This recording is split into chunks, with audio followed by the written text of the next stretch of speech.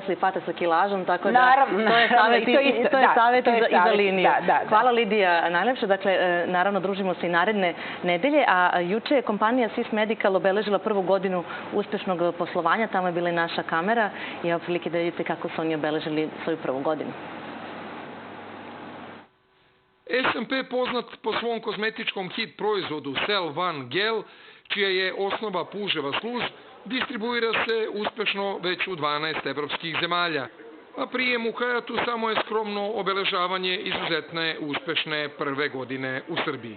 Iskustvo su ovako da smo jako zadovoljni u Srbiji i radujem se stvarno da smo taj korak napravili ovde i da smo došli u Srbiju i da smo naš proizvod ovde prezentirali i nadam se da ćemo još ostati 10-20 godina u Srbiji. Znači, stvarno je fantastično. I dalje planovi su da krećemo sada za Kosovo. Znači, otvorili smo sada baš firmu u Kosovu, zato što imamo jako puno upita iz Kosova. Ne može se dostaviti Cell One u Kosovo, pa smo odlučili da otvorimo firmu. Krećemo sada za jedno 10 dana.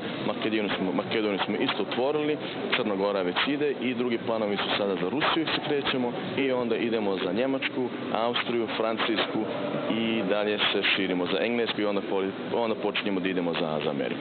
Mogu da vam kažem da je ovo bila fantastična godina za Cell One. Postigli smo veliki uspeh i danas smo u Srbiji jedni od vodećih brendova što se tiče kozmetike. Samim tim što smo pomogli i usrećili mnoge ljude jer su rešili svoje probleme koje su imali na koži, zadovoljniji su, to je naš najveći uspeh. I danas smo se ovde okupili da to i proslavimo i u Srbiji se nadam da će samo ići bolje za sada. Iskreno ne postoji osoba koja nije čula, ne zna za Cell One ili eto probala. Brojimo već veliki broj zadovoljnih korisnika i ono što mogu da vam kažem da zaista za 2 nedelje do mesec dana korišćenjem svako je primetio razliku, veruju nam ljudi i dalje preporučuju.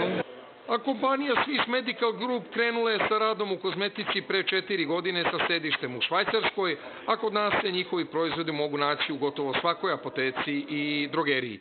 Jednako je korisna i za mušku, kao i za žensku i dečiju kožu. Imali ste prilike da čujete u našem prethodnom satu da je juče, dakle 16. januara, čuvena kompozitorka, tekstopisac, ali pre svega jedan izuzetan kontraalt glas, Sade proslavila svoj 57. rođendan.